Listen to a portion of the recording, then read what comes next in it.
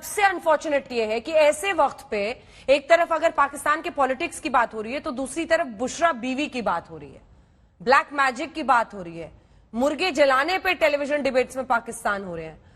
یہ والا کیا ماجرا ہے ان کا؟ دیکھیے یہ بھی میں سمجھتی ہوں کہ میں تو آئی بلیو ان کارما.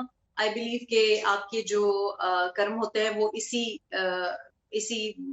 زندگی میں, اسی جنم میں آپ کے سامنے آ جاتے ہیں. تو جو انہوں نے جس طریقے سے میرے خلاف ایجنڈا شروع کیا, میری معصوم بیٹیوں کے پیچھے ایجنڈا لگایا, پوری پارٹی کو, پورے اپنے جو ان کے ہائرڈ ماؤتھ پیسز ہیں ٹی وی پہ انہوں نے لگایا, کیا کچھ نہیں کہا میرے بارے میں.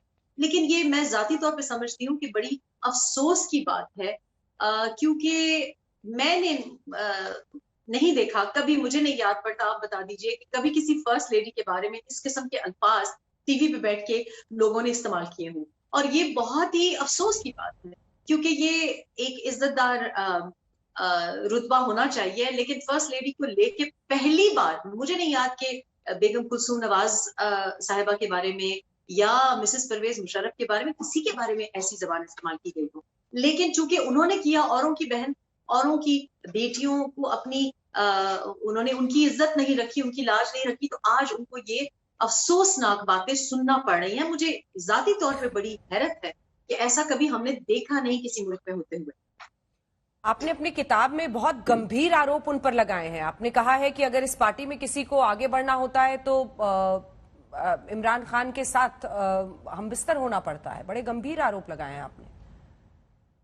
دیکھیے میں سمجھتی ہوں کہ پاکستان کا جو مین مسئلہ ہے نا وہ عمران نہیں, وہ عمران اسی معاشرے سے نکلا ہے. اور میں سمجھتی ہوں کہ خواتین کے لیے یا ہمارے جو نوجوان ہیں, جو پی ٹی آئی کا اثاثہ سمجھا جاتا تھا, جو پی ٹی آئی کا ووٹ تھا, ان کے لیے Pakistan Tehreek Insaf P T I Imran کی جماعت میں کوئی جگہ نہیں تھی جو کہ نیپوٹزم یا کسی پرچی کے بغیر یا کسی سفارش کے بغیر بن جاتی.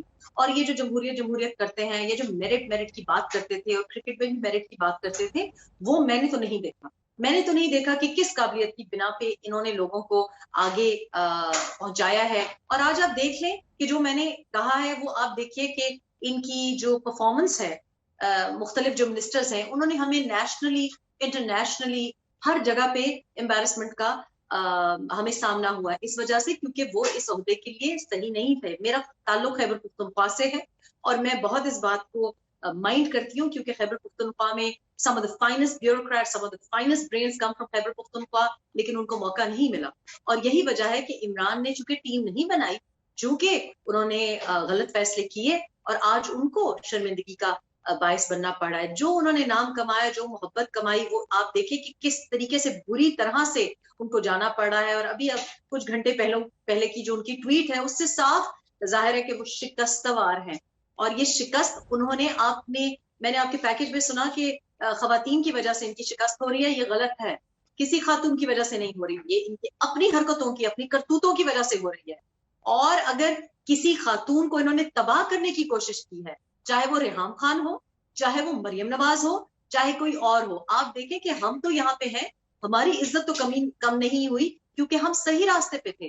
ہم نے اپنی جو طاقت تھی اور اپنی جو ہمت تھی اس سے کہیں پہنچے ہیں, نہ کہ اس قسم کے ایول ڈیزائنز کر کے یا کسی کو نیچا دکھا کے یا اس قسم کی جس کو کہتے ہیں چور راستے سے آنا. Maryam Nawaz has proved herself in these times. اور میرے اوپر جو گزری ہے, آج آپ دیکھیے کہ یہ جیسے میں کہہ رہی ہوں, this is natural justice, کیونکہ آج سب کچھ پروو ہو گیا. جو میں نے باتیں کہی تھی, سب کی باتوں جو میں نے باتیں کہی تھی ان کے ثبوت عمران نے خود پیش کر دیے. سب کے جو ماسک تھے وہ انہوں نے خود اتار کے سامنے لے آئے.